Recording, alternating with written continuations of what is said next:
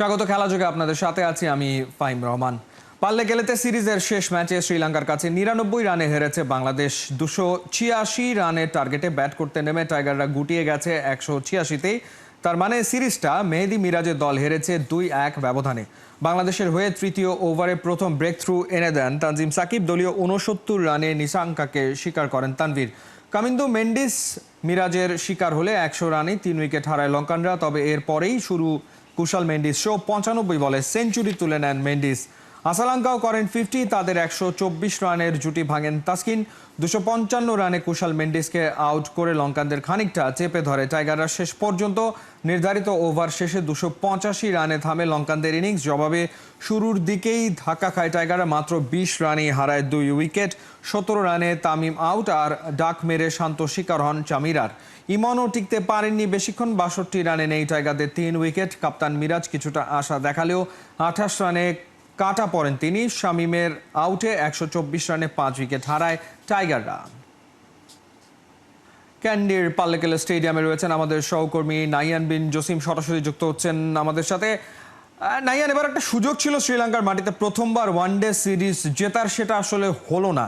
আরও একবার ব্যাটসম্যানদের ব্যর্থতা। বোলাররা তাদের কাজটা মোটামুটি তো ঠিকঠাকই করেছিল নাকি? রানের হার বাংলাদেশের এবং একটা গোল্ডেন অপরচুনিটি আসলেই ছিল বাংলাদেশের জন্য শ্রীলঙ্কার মাটিতে।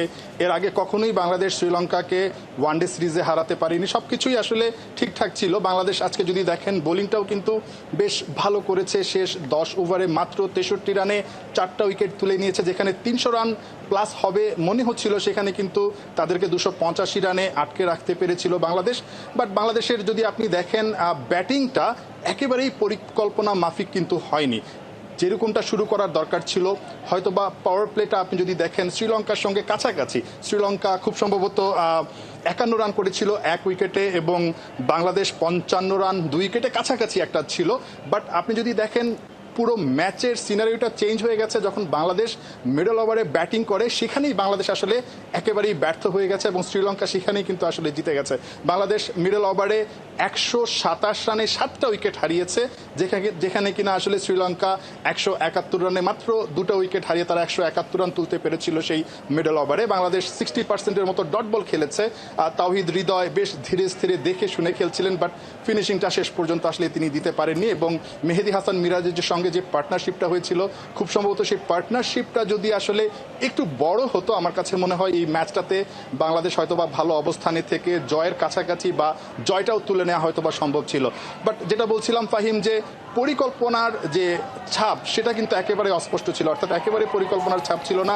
বাংলাদেশ বিগ ম্যাচ, গুরুত্বপূর্ণ ম্যাচ, সেখানে আসলে ঠিক যে ধরনের ক্রিকেটটা খেলা দরকার ছিল আমার কাছে মনে হয় ছিল না সেটা। পুরো সিরিজে বাংলাদেশের ব্যাটিং ডিপার্টমেন্ট একেবারেই হতাশ করেছে। 3টা ম্যাচেই যদি আপনি দেখেন বাংলাদেশ কিন্তু 50 ওভার ব্যাট করতে পারেনি। আজকে 39 ওভার 4 বা 5 বল খেলেছে। এর আগের ম্যাচটাতে 35, যেটাতে হেরে গেছে বাংলাদেশ, সেখানে 35 ওভার 5 বলের মতো খেলেছে। অর্থাৎ 50 ওভারের ফরম্যাটে বাংলাদেশ 50 ওভার খেলাটাই মানে শেষ করতে পারছে না। এটা কিন্তু আসলে কনসার্নের জায়গা। এই সিরিজটাতে একটা জয় খুব দারুণ ছিল, মানে দেখতেও ভালো লেগেছে এবং টিম স্পিরিটটাও কিন্তু দুর্দান্ত ছিল। সেখান থেকে বাংলাদেশ আসলে এই সিরিজটা জিতবে সেই প্রত্যাশাটা আসলে তৈরি হওয়াটা খুব স্বাভাবিক ছিল। কিন্তু শেষ ওয়ানডেতে আমরা সেই স্পিরিটটা কিন্তু ফাহিম দেখতে পাইনি, যেটা কিনা আসলে খুবই হতাশাজনক। এরকম একটা সুযোগ আসলে হাতছাড়া হয়ে গেল। নাইয়ান, আপনাকে অসংখ্য ধন্যবাদ। আমাদের সহকর্মী যোগ দিয়েছিলেন আমাদের সাথে পাল্লেকেলে স্টেডিয়াম থেকে, এবং তার কাছ থেকে আমরা শুনছিলাম বাংলাদেশ এবং শ্রীলঙ্কার তৃতীয় ওয়ানডে ম্যাচ নিয়ে। ইনজুরিতে জর্জরিত ক্যারিয়ার, সে কারণেই বারবার ছিটকে গেছেন দল থেকে। কিন্তু একজন তাসকিন আহমেদ বারবার ফিরে আসেন, ফিনিক্স পাখির মতো পারফর্ম করছেন, দলের জন্য রাখছেন ইম্প্যাক্ট। কিন্তু আনপ্রেডিক্টেবল ইনজুরির কারণে তাকে নিয়ে কি লং টার্মের প্ল্যান সাজানো যাচ্ছে? খালিদ জামিলের রিপোর্টে বিস্তারিত। গুগল বড়ই বেরসিক। ইনজুরিটা যখনই কড়া নাড়ে দরজায়, সবার সামনে হাজির করে সেই পুরনো কান্নার ছবি। তারপর তো তাসকিন আহমেদের জীবনের গতিপথ পাল্টেছে বহুভাবে, আর সেই পরিবর্তনে চালকের আসনে থেকেছেন তাসকিন নিজেই। দেশের সেরা পেসারদের তালিকায় নিজের জায়গাটা পোক্ত করে ফেলেছেন অনেক আগেই, কিন্তু যেটা পাল্টায় না তার ইনজুরির কপাল। অ্যাথলিট মাত্রই তাসকিনের সেই কান্নার মর্ম বুঝবেন। স্রেফ একটা ইনজুরি শেষ করে দিতে পারে পুরো ক্যারিয়ারটাই। কিন্তু তাসকিন সেদিক দিয়ে হতে পারেন সবার আইডল, কারণ ধাক্কা খেয়ে উঠে দাঁড়ানোর প্রশ্নে টাইগার পেসার নিজেকে রীতিমতো নিয়ে গেছেন লেজেন্ডদের কাতারে। চলতি সিরিজে তার পারফরমেন্সের কথাই ভাবুন। শ্রীলঙ্কা সফরে যাওয়ার আগে সবশেষ ওয়ানডে ম্যাচে বোলিং করেছিলেন চ্যাম্পিয়ন্স ট্রফিতে, সে যেন আরেক জনমের কথা। কিন্তু সেখান থেকে তাসকিন ফিরলেন প্রথম ম্যাচে নিজের কোটা পূরণ করে তুলে নিলেন 4 উইকেট। ইকোনমিতে চাপে রাখলেন লঙ্কান ব্যাটারদের। পরের ম্যাচটায় ওয়ার্কলোড ম্যানেজমেন্ট, তাসকিনের বিশ্রাম, শেষ ম্যাচে আবারও ফিরলেন। বোলারদের জন্য আহামরি কিছু ছিল না পাল্লেকেলের উইকেটে, সেখানেও 5-এর কম ইকোনমিতে তাসকিনের জোড়া শিকার। এই ইকোনমির প্রসঙ্গ যখন আসলোই তখন ওভারঅল হিসেবটাও করে নিলে ক্ষতি কি। 2023 সালের জানুয়ারি থেকে শুরু করে এ পর্যন্ত অন্তত ওয়ানডেতে 150 ওভার বোলিং করেছেন এমন পেসারদের হিসেবে Taskin top performer. Overall economy 4.88। Tiger এই বোলারের পেছনে আছেন Matt Henry, Kagiso Rabada, Josh Hazlewood, Mohammad সিরাজের মতো বোলাররা। তাই বলে রাখাই যায়, আপাতত তাসকিন ভক্তরা কেবল তার সুস্থতা আর ইনজুরিবিহীন ক্যারিয়ারের প্রার্থনাই করতে পারেন। ব্যক্তিগত পারফরমেন্স থেকে শুরু করে ইম্প্যাক্টফুল বোলিং সবখানেই তাসকিন নিজের বাকি কাজটা সারতে পারছেন দারুণভাবেই। খালিদ জামিল, একাত্তর। বয়স ভিত্তিক ফুটবলের প্রতিটা ধাপ পেরোলেই একজন কিশোর হয়ে ওঠে জাত ফুটবলার। অনূর্ধ্ব-17 দল গড়তে বাফুফে শুরু করেছে 4 দিন ব্যাপী ট্রায়াল। কি পদ্ধতিতে হচ্ছে এই ট্রায়াল? একজন ফুটবলারকে চূড়ান্ত করতে কোন বিষয়ে দেওয়া হয় গুরুত্ব? অর্ণব রিপোর্টে বিস্তারিত। জাতীয় স্টেডিয়ামে সকালটা যেন একঝাঁক তরুণের কাছে স্বপ্নকে বাস্তবে রূপান্তরের গল্প। বৃষ্টি ভেজা সবুজ ঘাসে শুরু বাফুফের ট্রায়াল। অনূর্ধ্ব-17 দলে সুযোগ পেতে দেশের নানা প্রান্ত থেকে ছুটে এসেছেন এই কিশোররা। তরুণ এই খেলোয়াড়দের শারীরিক ফিটনেস, টেকনিক্যাল দক্ষতা ও গেম প্ল্যান পরখ করে দেখবে এলিট একাডেমির প্রশিক্ষকরা। 4 দিন ব্যাপী এই ট্রায়ালে ডাক পাওয়া ফুটবলারদের 2 ভাগে ভাগ করে নেওয়া হচ্ছে পরীক্ষা। বিকেএসপিতে অলরেডি ট্রায়াল আমরা সম্পন্ন করেছি, ওইখান থেকে প্লেয়ার আসছে এটা এবং প্রথম যে আমরা ডেভেলপমেন্ট কাম যেহেতু ক্রীড়া মন্ত্রণালয়ের অধীনে হয়, আমি যেহেতু এলিট একাডেমির হেড এই হিসাবে আমরা ট্রায়ালটা সম্পন্ন করতেছি। প্রায় নিয়ার অ্যাবাউট 90 জন খেলোয়াড় আমরা এখানে আপাতত ট্রায়াল নিব 4 দিনে।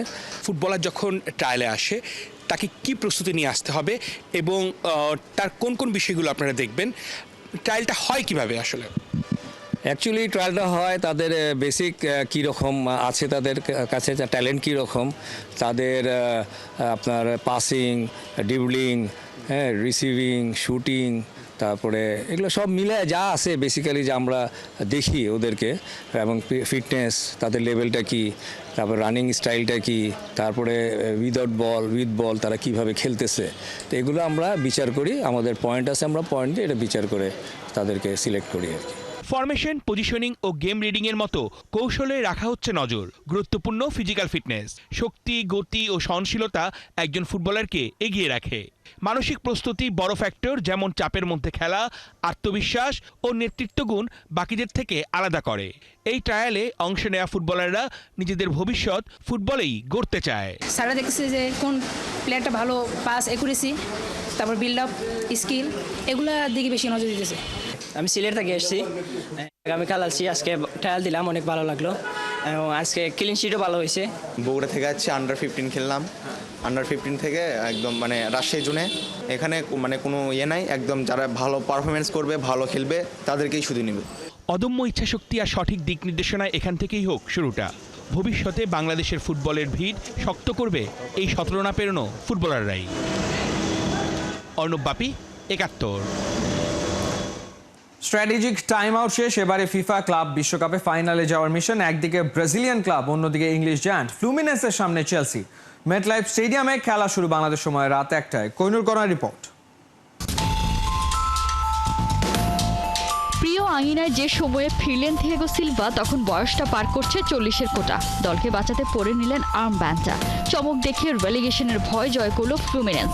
সে ব্রাজিলিয়ান ক্লাব চাই ফিফা ক্লাব বিশ্বকাপে এসে আটকে দিয়েছে বরুসিয়া ডর্টমুন্ডকে, হারিয়েছে ইউফা চ্যাম্পিয়ন্স লিগের রানার্স আপ ইন্টার মিলানকে, শেষমেশ সৌদি চ্যাম্পিয়ন আল হিলালকে হারিয়ে পৌঁছে গেছে টুর্নামেন্টের সেমিফাইনালে। ফ্লুমিনেন্সের এই দিন বদলের নায়ক আর কেউ নয়, ব্রাজিলিয়ান লেজেন্ড মনস্টার খ্যাত থিয়াগো সিলভা। সিলভার এবারে ট্রিপ ফাইনালে ট্রেনে চড়ে বসা। ভাগ্যের কি ফের ইতিহাস গড়ার পথে ফেস অফে কিনা তারই প্রাক্তন। যে ঘরে কাটিয়েছেন 4টি সিজন, সেই চেলসির বিপক্ষে ফ্লুমিনেন্সের এবারের বিগ মিশন। মেডলাইফ স্টেডিয়ামে সিলভার মুখোমুখি আর্জেন্টাইন বিশ্বকাপ জয়ী এনজো ফার্নান্দেজ। গ্রুপ পর্ব থেকে নকআউট পর্ব ফিফা ক্লাব বিশ্বকাপে 5 ম্যাচে আনবিটেন থেকে সেরা 4 ফ্লুমিনেন্স। এর মধ্যে 3 ম্যাচে ধরে রেখেছে ক্লিনশিট। 3 জয়ের সাথে ব্রাজিলিয়ান ক্লাবটার আছে 2 ড্র। এদিকে ব্রাজিলিয়ান ক্লাবগুলো যেন পিছুই ছাড়ছে না চেলসির। লস অ্যাঞ্জেলসের বিপক্ষে জয় দিয়ে টুর্নামেন্ট শুরু করা ব্লুরা পরের ম্যাচে হেরে বসে ব্রাজিলিয়ান ক্লাব ফ্ল্যামেঙ্গোর কাছে। নকআউটে কোনো রকমে পালমেইরাসের বিপক্ষে জিতে নেয় ইংলিশ ক্লাবটা। সেমিতে ওদের সামনে আবারও ব্রাজিলিয়ান ক্লাব দিল কাটা তারের বেড়া। প্রথমবার ফেস অফে চেলসি আর ফ্লুমিনেন্স। ইংলিশ সাইডের বিপক্ষে 11 ম্যাচ খেলে 5 জয়ের বিপরীতে ফ্লুমিনেন্সের হার 5টা। ব্রাজিলিয়ান সাইডের বিপক্ষে 4 ম্যাচে 2 জয় 2 হার চেলসির। তবে শেষ 15 ম্যাচে 12টা জয় আছে চেলসির। এদিকে সব প্রতিযোগিতা মিলিয়ে শেষ 11 ম্যাচ অপরাজিত ফ্লুমিনেন্স। বিগ ম্যাচের আগে ফ্লুমিনেন্স থেকে ছিটকে গেলেন আল হিলালের বিপক্ষে স্কোরার ওয়ান পাবলো। তবে ফিরছেন দলের কি ডিফেন্ডার রেনে। ফরওয়ার্ড লাইনে লিড দেবেন জন অ্যারিয়াস। এদিকে ব্লু শিবিরও পাচ্ছে না তার সেরা একাদশ। হলুদ কার্ড দেখায় সাইড বেঞ্চে বসে গেছেন লেভি কলওয়েল আর লিয়াম। সাসপেনশন কাটিয়ে অবশ্য ফিরছেন মোয়েসেস কাইকেদো।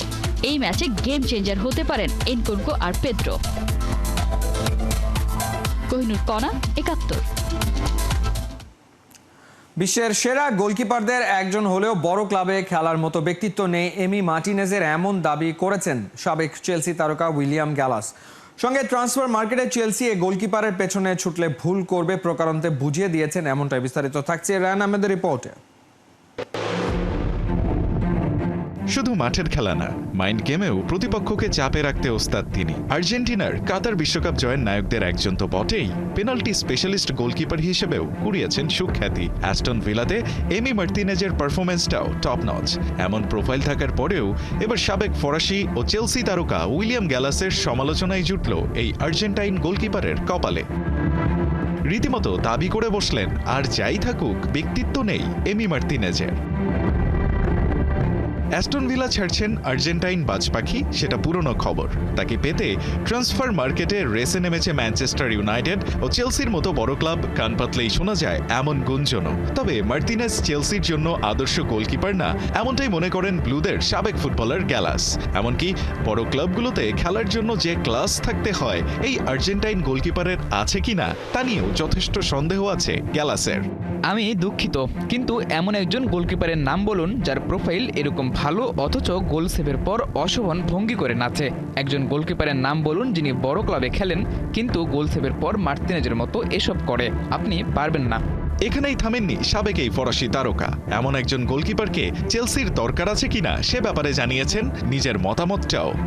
চেলসির এমন একজন গোলকিপার দরকার যিনি মার্টিনেজের মতো ভালো বা সম্ভব হলে আরও ভালো কিন্তু ভিন্ন ধরনের। এমন একজন যিনি নিজের কাজটা নিঃশব্দে ও পেশাদারিত্বের সঙ্গেই করেন, মার্টিনেজের মতো বাড়তি নাটকীয়তা ছাড়া। অবশ্য গ্যালাসের এই মন্তব্য ঠিক কতটা যুক্তিযুক্ত তা নিয়েও আছে সন্দেহ। কে না জানে 2022 সালের 18ই ডিসেম্বরের পর থেকে আর্জেন্টিনা তো বটেই, আর্জেন্টাইনরাই হয়ে ফরাসিদের গলার কাটা। এদিকে চেলসির সাবেক ফুটবলার যোগ্য মনে না করলেও সাবেক ম্যানচেস্টার ইউনাইটেড তারকা লুইস সাহা আবার মুগ্ধ এমি মার্টিনেজে। শর্ট স্টপার হিসেবে এই গোলকিপারকে বিশ্বের সেরাদের একজন দাবি করে তিনি জানিয়েছেন, এমির মতো দলে আত্মবিশ্বাস তৈরি করা ফুটবলারকে ওল্ড ট্রাফোর্ডে খেলতে দেখা হবে বেশ ইন্টারেস্টিং। রায়ান আহমেদ, 71। এই ছিল এই মুহূর্তের খেলাযোগে। সরাসরি সংবাদ অনুষ্ঠান দেখতে চোখ রাখুন 71-এর ফেসবুক পেজ এবং সাবস্ক্রাইব করুন 71-এর ইউটিউব চ্যানেলে। 71-এর সাথেই থাকুন।